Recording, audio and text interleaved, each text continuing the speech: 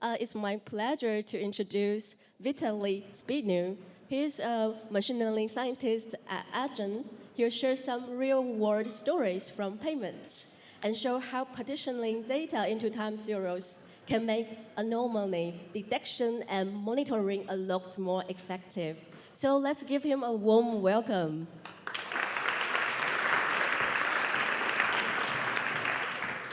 Thank you. And welcome to the optimal observability. When we think about observability, we think about monitoring, right? And when we think about monitoring, we think about time series. Usually a monitoring pipeline would look like this. You would start with a bunch of time series. You'll run your algorithms on for anomaly detection or drift detection, change point detection. You want to essentially detect underperformance, right? You would deem that time series alert worthy. You'll run maybe some explainability and send it to the end user, right? Now, there is a lot of talk about detection methods. Like everyone thinks about anomaly detection, about drift detection. There is a little bit less talk about explainability, but fortunately, in recent years, there is a lot of work in that regard. A very exciting field to be in at the moment. For today, none of this will be the topic of the current presentation. Why? Because there is yet another component which is usually overlooked, and that's the aggregation part. Like normally we think about the time series as something granted, right? You just grab a time series, okay, do this complicated anomaly detection and run the pipeline. But on very few times we actually think how do we actually arrive at this time series, right? And today's topic is about this first part. How do you actually arrive from these individual units to the time series? Does it make sense? What can we do better? How do we increase the efficiency of our anomaly detection pipelines through this very first step, step 0 in the pipeline? A few words about me. I'm a machine learning scientist at ADN. I mostly focus on the time series, anomaly detection, drift detection, and explainability. At ADN, we do payments. We're a full-stack payment processor with global presence on a billion. We operate on a billion scale. We have about 100 million transactions a day, which we process. We cover more than 200 payment methods. So that makes the whole system a little bit challenging. So back to aggregation. What are those individual dots? What are those individual units which we're talking about? Depending on the context, this can be site visitors, clicks, product sales. In our case, these are individual transactions.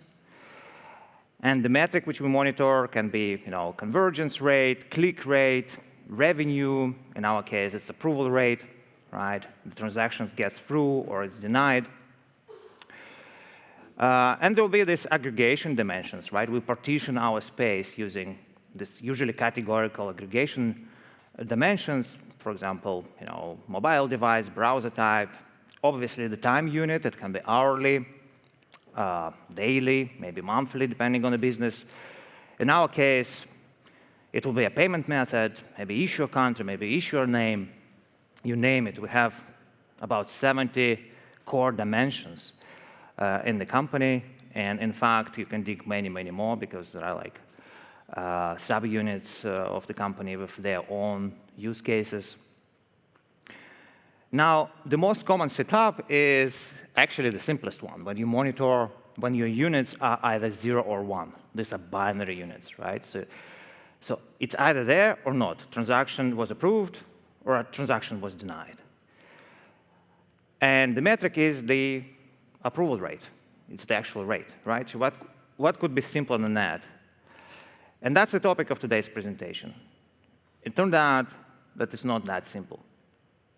So so what you would think? OK, we have the time series, we aggregate them. Where's the actual problem?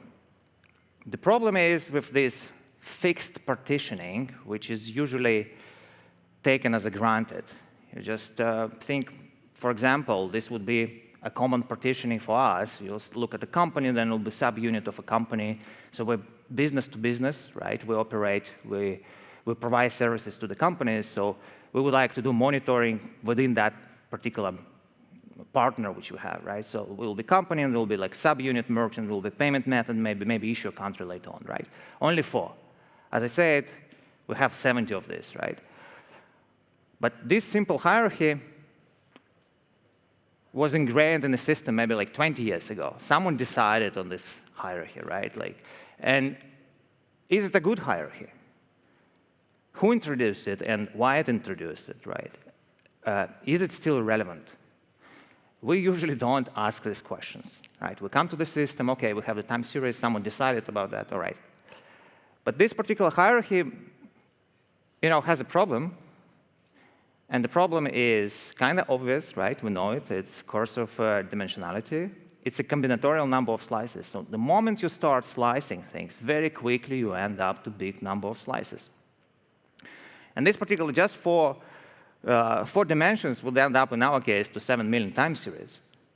Right? You can't just go ahead and monitor 7 million time series, right? If you put 70 dimensions, you end up to more potential time series than the atoms in universe. And by the way, this is 7 million time series which actually have data in it. So there will be at least 1 unit in one of these time series. Now, of course, there is a severe data skew, right? So if you look at this plot, x-axis will be the number of units in the time series, and it's actually truncated on the right because it actually goes to millions. So you'll see there will be very few time series. So the y-axis is the number of time series with a lot of units in them, and most of them will have contain very few time points, very few individual units, right?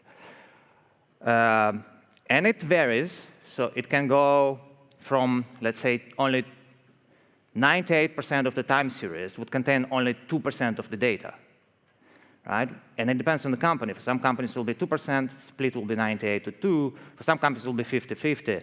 So it's a very heterogeneous problem.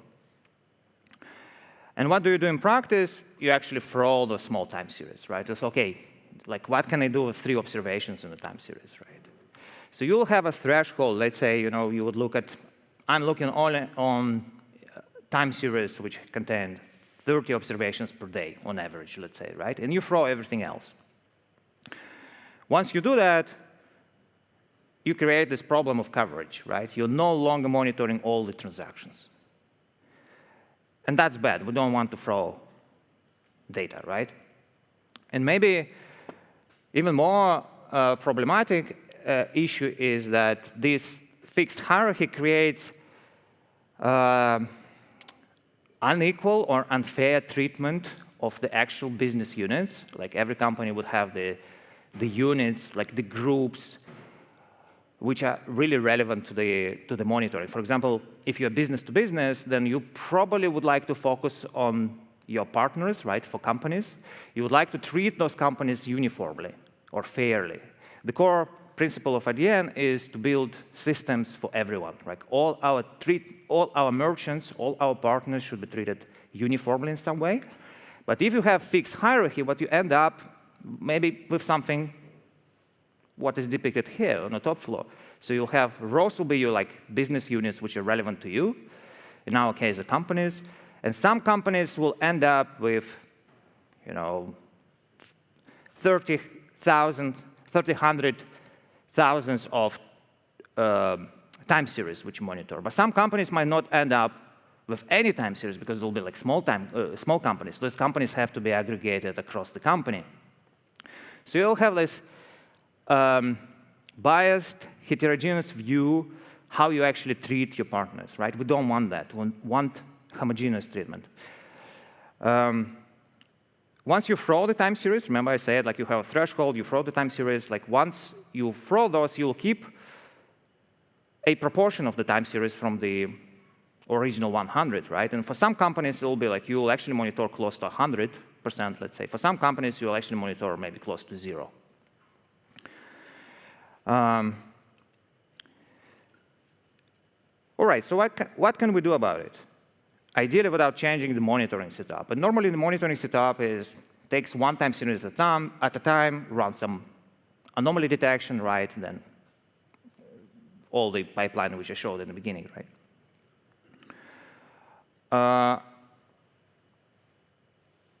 So essentially, it's a partitioning problem, right? We want to partition the entire space. We want every single transaction to participate in the system. Every partition results in a time series. If you partition the entire space, you solve the problem of coverage, right? If every partition participates in your system, you're kind of done. The problem, though, is that it can't be just any partition. Because you can always, let's say, partition your space into one group and say, I'm monitoring one time series and I'm solving my coverage problem. Right? Of course, that's meaningless.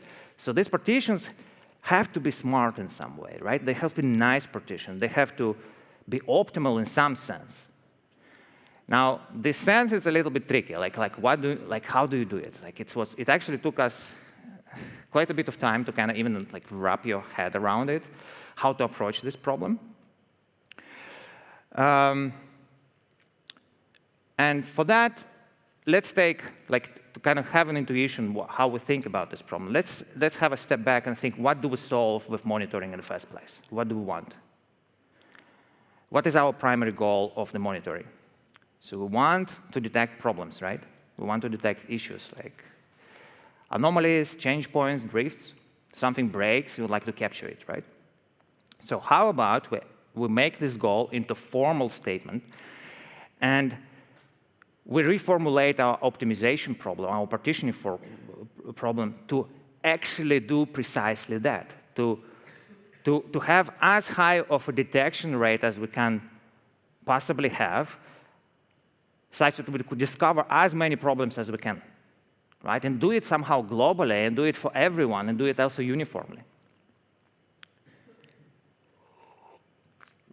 So think of it, hey, we want to discover as many problems as we can globally. And to give intuition, what's the problem with this statement before getting any formal definitions? Think of this the detection rate fundamentally is a property of the time series, right? Like you look at the time series, something breaks. It's an aggregated unit. But your space is a space of units. So these points here, so let's say there are at least 2 units, 2 transactions, that in this space. One of the transactions, I depicted schematically here, appears on this day, and it was denied, so it's on a 0, right? Another transaction was on another day, and it was approved. There is literally nothing which tells you that these 2 transactions should be put into one time series. The distance between these 2 transactions, these are just basically 0, 1 numbers, right? How do you decide in which time series to plug them in? So essentially, you can think about this that it's a non-started clustering problem, because virtually every clustering problem or partitioning problem would start with some sort of metric structure in the original space, right? It will be a distance. Like if you go to clustering libraries, they'll say, hey, give me a similarity matrix, or give me a distance, right? So for this particular problem, the distance between actual individual transactions between these dots doesn't really matter. So somehow on one hand, you have to start with the individual transactions because you want to partition those. On the other hand, you cannot do it. You actually have to operate with time series because what you want the detection rate on the time series. And that's the conceptual difficulty about this problem. Another intuition is that you would like to group similar series together. Like if 2 things are moving, let's say you have 2 small partitions like these 2, right? And you would like to make a bigger partition, you're forced to do that, let's say. Then ideally you would merge 2 which move similarly, right? If there is underlying cause between breaking points, right? And if that cause is the same for 2 time series, you would merge those, right? You won't merge the arbitrary ones, right? So somehow this like similarly moving time series should be put together. Another maybe obvious intuition behind this merger of behind the detection rate is that once you merge things together, your detection rate drops, right? Like there is more noise. If you monitor two separate time series, you will detect more problems, right? Once you merge them together, some of those problems which you used to detect before no longer can be detected. And that's, again, an intuition which we would like to preserve. So here's our strategy. Formally define the optimization problem, right, in light of this discovery rate. And then devise a scalable algorithm to partition the space such that you globally would optimize this thing, which I'll present in a second. So let's start with the first step. And we ask the question, like, imagine you have a healthy process, and you repeat it, right? Like, the world repeats itself, but this time it broke by d units. Let's say you have this positive and negative, right? Approved or denied.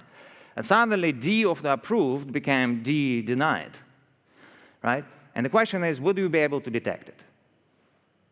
Right? If something breaks by d units, and you can think about it in like an anomaly framing sort of setup. You think, OK, this is my time series, and at some point, of some random day I don't know when this happens, the process breaks by d units, right? You suddenly have the authorization rate drops here. And you don't know when it's happened. It's like, the question is, would you be able to detect it? Or you can think in a drift framing, right? Like, at some point, some day I don't know when this happens, every single point from now on, my time series drops by d units. Would you be able to detect that? So this is kind of the way we're thinking about that. And globally, there are these like partitions which you operate on, this all time series. If one of them, you don't know which of them, broke, would you be able to detect it? So I think this is like the biggest intuition how we think about this problem. You know, you don't know what will happen in the future, but given your setup, given your partitioning, the question is, would you be able to detect it? And now, how do you do it in a time series context? It's a little bit complicated. There are many ways of doing it. If you're interested, get in touch later. We can get into details. But for today, I would like to give like basic intuition for the simple today, tomorrow setup. Just imagine you have only 2 days. Like today, you have alpha positive units and beta negative units, right? Approved and denied. And now tomorrow, the system breaks, and suddenly instead of alpha units, I have alpha minus d, and instead of beta negative units, I have beta plus d. The question again, would you be able to detect that? And you can formalize it, for example, in Bayesian framework. It's like everything is independent, today is independent, every unit is independent. You compute your posterior for the unknown ratio, right? This pi 0 is like the ratio of approvals for today, and pi 1 is for tomorrow. And now we have two posterior beta distributions. Your question is, hey, what's the probability that p0 from today is bigger than pi 1? Right? And if it's high enough, then you say, oh, you have a threshold, and you say, OK, we detected our breaking point. And now, this problem doesn't have an explicit solution. Right? You'll do normal approximation, and you would get into this formula, phi being cumulative normal distribution, 0, 1. And this term inside is actually, if you ignore this part here, is reminiscent of the inverse harmonic mean. And that will become important at a later stage. And you can operate with this metric. Now you can have this probability metric, this probability which you would like to optimize globally. Right? And you can actually, because this phi is a cumulative normal, so it's a monotonic transformation of the inner part, you actually can also pick up, hey, we can do something approximative, and we actually can operate with even the inner part without this non-linear transformation. Right? And you can actually do both. It turned out that doesn't really matter much. And once you have this metric, then you can do the standard sort of agglomerative approach when you measure how much detectability you lose, right? This is like a standard technique for measuring purity, like if you know how the trees work, like standard trees, the partitioning trees, or the C5 or C4-5, and like, or agglomerative clustering, like they always operate on this difference. So you have that the metrics before on the I time series, metrics before for the J time series, you group this all together, and now you have a new metric, and now the difference will give you how much you lose. All right? You can also look at it, like these sort of graphs are useful to understand how the metric works, and you have the stylized time series on the top. For example, this time series, these are the rates, right? They're decreasing. All of them, everything is the same, except of the elevation of the rates. So the top one will be on average 75%, the down one will be on average 25%. And now the bars behind us, the actual total volume. And now you can compute this, how much you lose by merging each time series pairwise. For example, this number here would indicate how much you would lose if you merge first two time series. This one would indicate how much you would lose when you merge this 0 time series with the 6th one. And now blue is better, like you lose less. And you will see that this algorithm would actually agglomerate the top ones first. Like you will decide, okay, the first two will be agglomerated first, and then you redo the same procedure, and you just keep agglomerating. It's important that this particular metric pay attention to the counts. So for example, a standard metric like neg entropy, for example, won't differentiate. You see all the zeros here? It actually won't give you, they won't let you know which series to merge first. Like it's sort of equal for this particular metric. And all metrics which operate just on the probability, just on the fraction, like you can think of Euclidean ones or cosine, neg entropy, they always will have this problem. Right? And the reason why BDR or DBDP differentiate is because they actually operate on the counts. You know, in the formula here, you won't have just a fraction. You'll have both alpha and beta, and alpha minus d and beta plus d. Right? And that becomes important. For example, in this example, right, you'll have a constant time series, right? But what is changing behind is actual volume. So the volume which rose to this fractional time series is different. And again, the BDR metric or BDP metrics will differentiate between this time series. It will give you, hey, start aggregating with the top.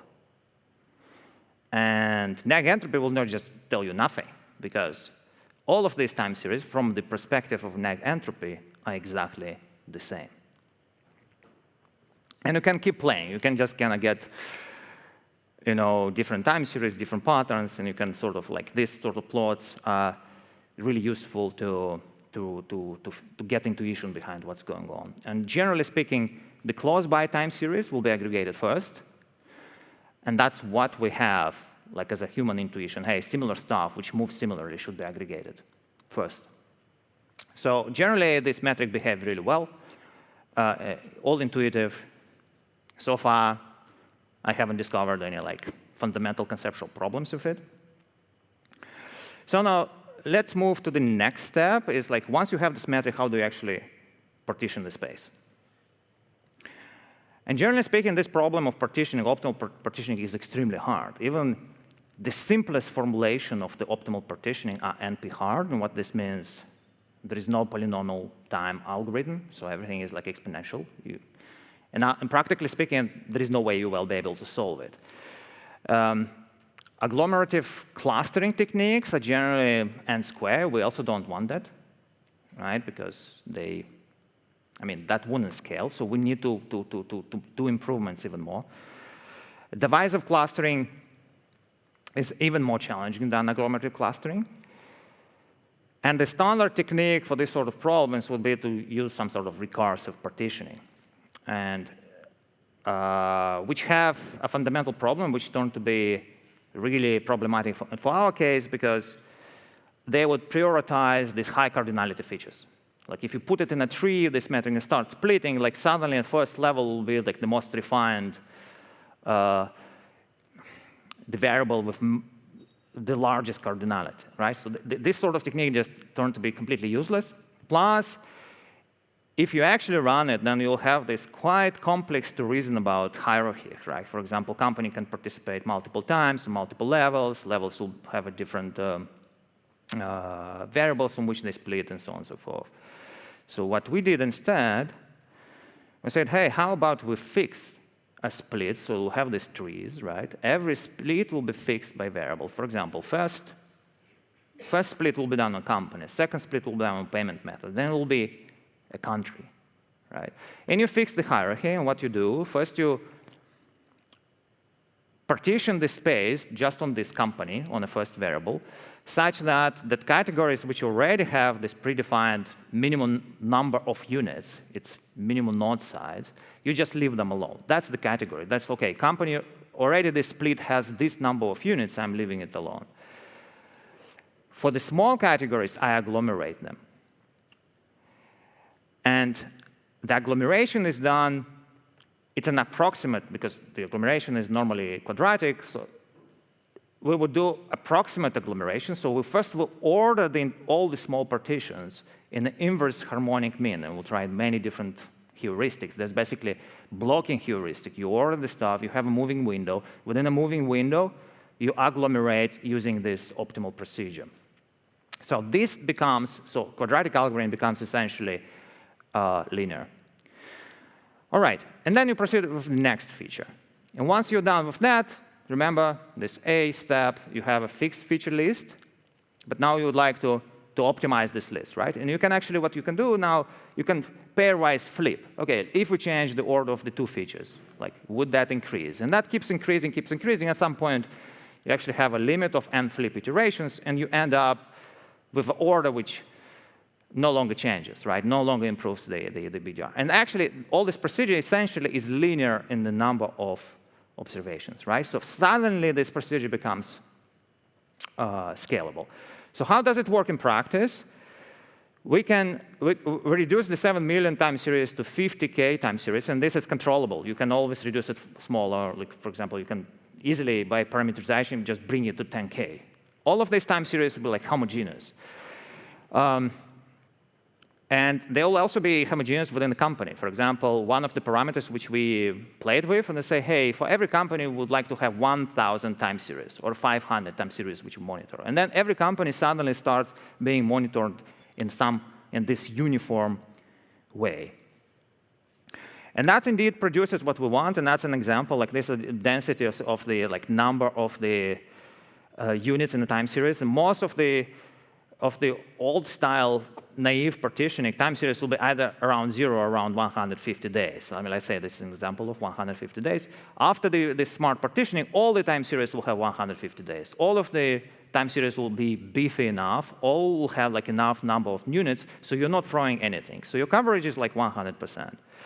And also, this is how it looks in terms of the actual statistics. Like if you actually look at the statistics for the time series, for example, means or standard deviation, they're all homogeneous. Like if you look at the, for example, number of observations within time series and mean rate, then that will be the old split. So most of them will be like very few around with rate of 0, very few around rate of 1. Once you aggregate, you'll have this nice unimodal density, which is focused around like 80.8 rate. And many more alerts discovered. Like even though we have many fewer time series, you actually end up discovering more problems, which is good, right? Well, there are a few things which could be better. Because the system is more complex, now you have the splits which are more difficult to reason about. You'll have, for example, 10 or 20 countries, and you'll have to deliver this to the end user. And now there's, hey, the stuff broke somewhere in those 10 countries, right? So you would need some sort of post-processing stage to kind of throw the stuff which is not relevant. So this stage increases the complexity of the delivery. Agglomeration stage is still affected by the noisy time series. Remember those things like with the points. Where do I put the 2 points? And which time series I put it, right? But the same problem is still there when you think about the noisy time series. Like you'll still have this noisy time series which you aggregate, right? And that problem is still there. It's alleviated by our setup because we're looking only at one one variable, one dimension at a time, right? So it's much better than in a classic agglomerative algorithm, but it still is there, right? Implementation is not entirely trivial. So if you're in a hurry and you would like to replicate this, then just start with, heuristic ordering. Don't do the agglomeration. Just, bunch things by inverse propensity, inverse harmonic mean, for example. Scalability is not out of the box. Like implementing this stuff in a standard SQL when else statement, you'll think, OK, I will do this if else, and then you do group by. That won't work. Pretty much every engine which we experiment with broke on this stage, right? So we actually ended up implementing our custom UDFs for this particular step. And alert duplication is still a problem. Because this particular system doesn't tell you which alerts are redundant or not. You still have to do that work. And finally, the last but careful, you have to be careful with the zero rate time series, because the entire system, the entire procedure assumes that the stuff which you cluster in a training stage is healthy. Like if you have already a broken time series, for example, for some reason it will be zero rate time series, this zero rate time series will be agglomerated with something else, and you will lose visibility. So the assumption is that whatever you put in your training step is actually healthy. And with that, thank you very much for your attention. Yeah. Thank you for the nice talk. Now is the question time. Any questions? Yeah, there is Any questions? one. Oh, yeah, here. Sorry. Yeah, thank you, Vitalie. It's a really smart way for partitioning. Can you give a hint about how it's changed the detection metrics for those time series? So I'm pretty sure there will be better methods, right? Because this is like extremely greedy approximation. But at least comparing to the standard partitioning, to recursive partitioning, this gives a better result. Because recursive partitioning, as I said, just gives priority to these high cardinality features, and that gives complete junk later on. So in terms of the BDP, this is the best way which we found, right? If you want to optimize this particular metric, BDR, BDP. Are there any questions? Oh, yeah. Thanks for sharing. What about the distributions? Like for a way of aggregating is seeing if a time series fall into a particular distribution. I don't know, like making tests to see, okay, how the points fall into a certain distribution, and then you aggregate them to that. In a sense that if there is a distribution of the time points within a time series and how they aggregate. Method Yeah. for agglomeration, yes. Yeah, I haven't looked at those metrics, just looked at the statistics per time series. I didn't look how the distributions actually agglomerate. That would be an interesting thing to look. But at this moment, I just looked at the particular metrics, for example, standard deviation or median or mean, and then generally speaking, the results are intuitive, right? Like you actually get very smooth density curves of these metrics after the agglomeration. It's something very noisy in the beginning, like with the naive approach. Not sure if that answers your question, but maybe later on we can discuss in more details, right? Thanks for sharing. Yeah. It was very cool. Yes, we have more time. But OK, it's lunchtime. Yeah. Thank you. Yeah, have a good lunch, and see you in the afternoon. We do have gifts for you.